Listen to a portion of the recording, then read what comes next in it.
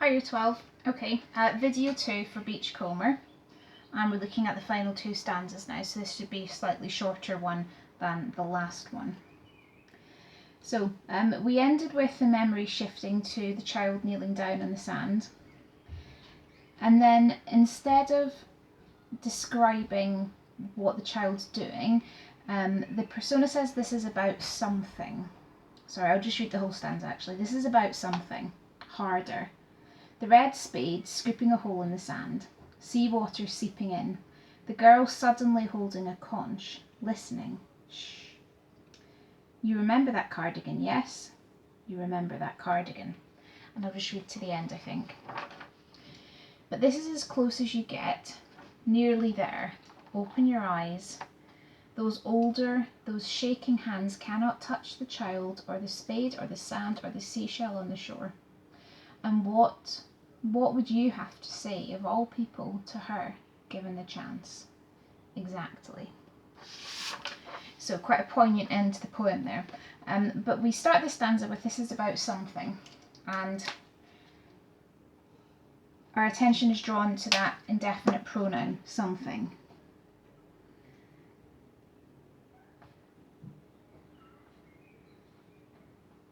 Now, Duffy doesn't mean that the kneeling down is about something. Rather, more broadly, the memory is about something, that she's remembering this specific snapshot for a reason. So this takes me back to the title. You said the title was about that idea of kind of searching and carefully looking for something. I think that what Duffy's suggesting here is that this memory is about seeking significance. That there is something important hidden in this memory, which is why it's come back to her. So she is kind of seeking significance in this memory.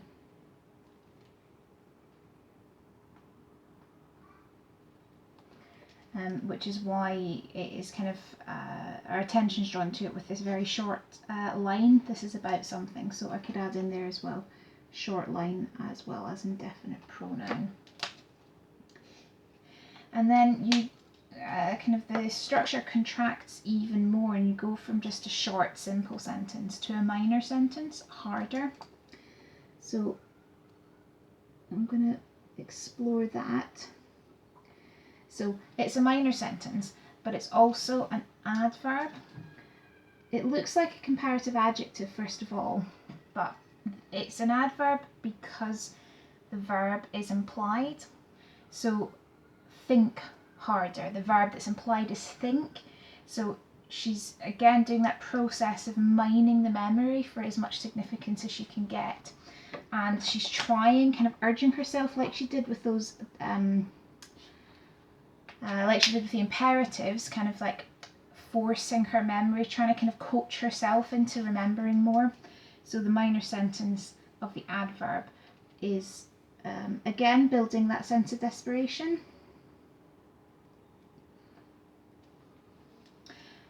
To seek the significance from the memory. And she does. The red spade scooping a hole in the sand, seawater seeping in. Now, the actual semantics there, I don't think are that interesting. It's just about, you know, the memory of the water in the sand. What is interesting is that it's in the present tense,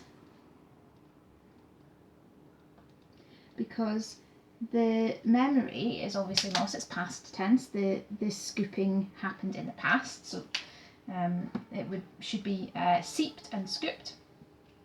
But it is so real to her, a little bit like when we talked about the word lives up there. The memory is very fresh and immediate, that it feels like it's happening in the present. So the memory is fresh and it feels current, it feels like it's happening to her. So it feels current to that poetic voice. Now, I want you to think about part of the next line. The girl suddenly holding a conch. Now, a conch is a type of shell, one of those kind of like large swirly ones that look kind of quite exotic, you might get on a holiday on a beach abroad, sorry. But why is she suddenly holding a conch? I want you to explore that adverb, please. And she's listening, and then it says shh. So just a minor point, but I quite like it. You have this non-lexical onomatopoeia. Remember, that's when you've got onomatopoeia, but it's not a word. And again, for me, that's just bringing that's creating a kind of soundscape of the memory, bringing the sounds to life. And because so much of what Duffy writes is about memory, you often have these attempts to bring the memory to life, and they're often done through sound. So we've got non-lexical onomatopoeia there. And then there's this interesting kind of question. You remember that cardigan, yes? You remember that cardigan. So we have that little rhetorical question like we did in stanza 1, where it's about dialoguing with her former self. But a repetition of that entire line I think is important, because it could have just been left with, you remember the cardigan, yes. But to repeat the entire line without any change really other than the question is significant. And the significance isn't explored, it's left really ambiguous. Other than saying, oh yeah, the memory's filling out and she can start to remember what she's wearing, and she says, oh yeah, I remember having that cardigan. It, to me, is left ambiguous about why that's important. I think it's about more than just remembering what she was wearing. I think this memory is starting to unfold, and that significance that she was looking for when she says it's about something, I think she's almost on the cusp of getting that significance, and part of it is remembering, oh yeah, that's how I was dressed. So there's a significance here, but it's ambiguous to me. But the poetic voice is pondering that memory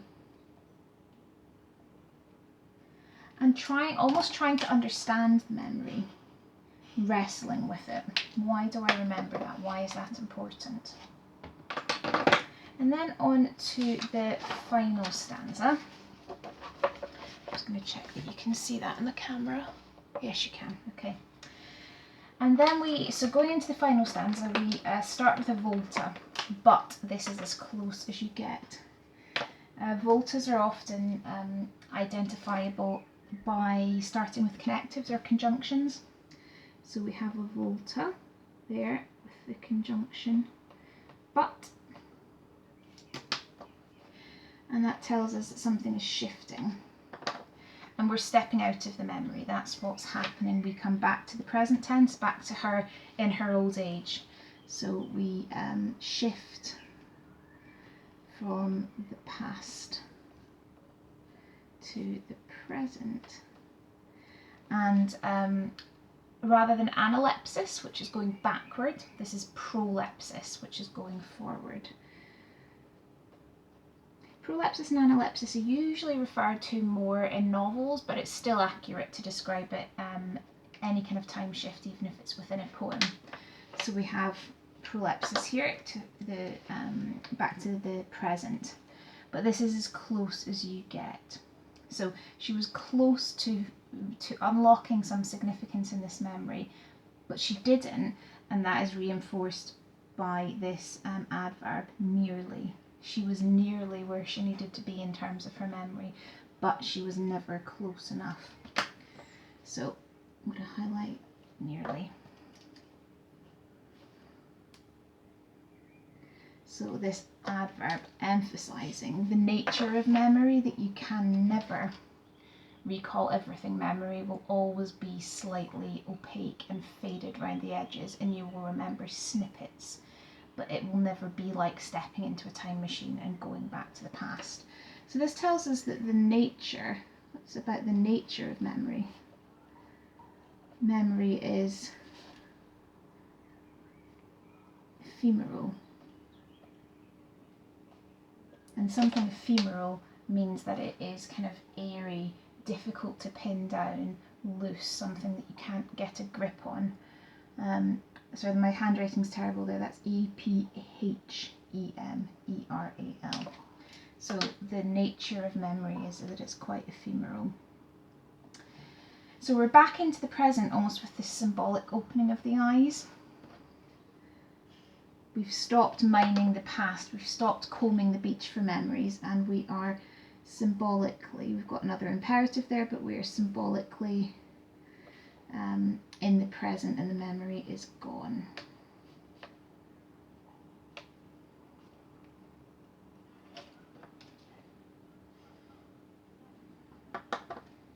And then this is where I think there's quite a kind of melancholic shift in the tone.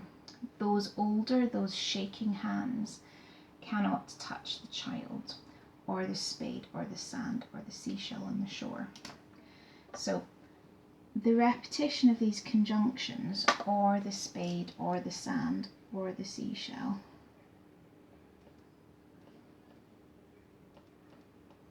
creates a syndetic list.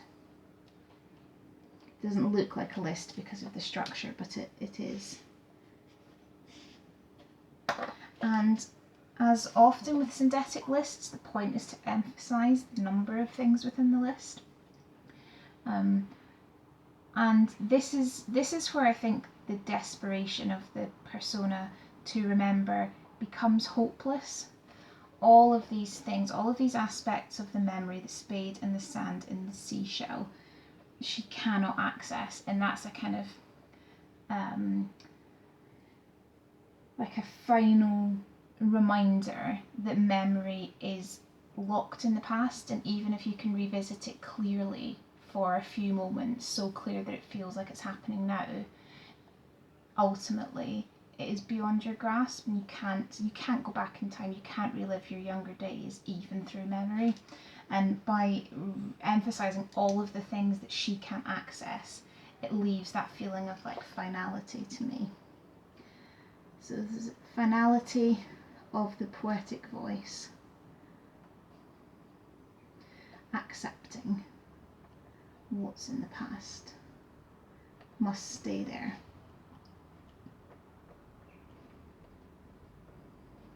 And that says something about the nature of memory, doesn't it? That it is locked in the past. And then there's this interesting point here. And what would you have to say, of all people, to her given the chance? So, you of all people. Now, we know that what would you have to say to her? To her is the child. Now, you of all people, it is the same person, so surely you would have a lot to say to your younger self. You know, there's often like activities where people say, write a letter to your younger self. If you could give advice to your younger self, what would you say? But that is emphasising by implying that the persona as an old woman would have nothing to say to her younger self, which is what's implied by the determiner all. Of all people, what would you have to say? Is implying that she would have nothing to say, which again to me is about that distance between who she is now and who she was then. Almost they're so distant that she would have nothing to say to her, like a stranger. If you have to make awkward conversation with a stranger and you have nothing to say to them because you have no link to them, her link to the past is so tenuous that she would have nothing to say to her younger self, which is what is implied in this line for me. And it's the determiner all that unlocks this. Just underline that there. It's that determiner suggesting that that distance between the younger self. Sorry, background noise is my little girl. Distance between her younger self and the present voice is vast, so it's like a stranger.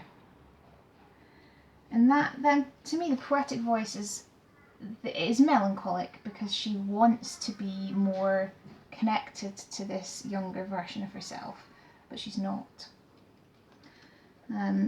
So I think there's a melancholy in the poetic voice there.